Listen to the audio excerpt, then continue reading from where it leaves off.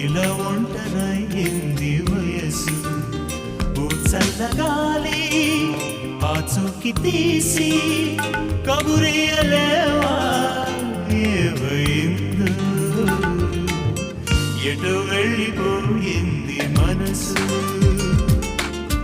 ఎటెళ్ళిందో అని నీకు తెలుసు ఓ చల్లగాలి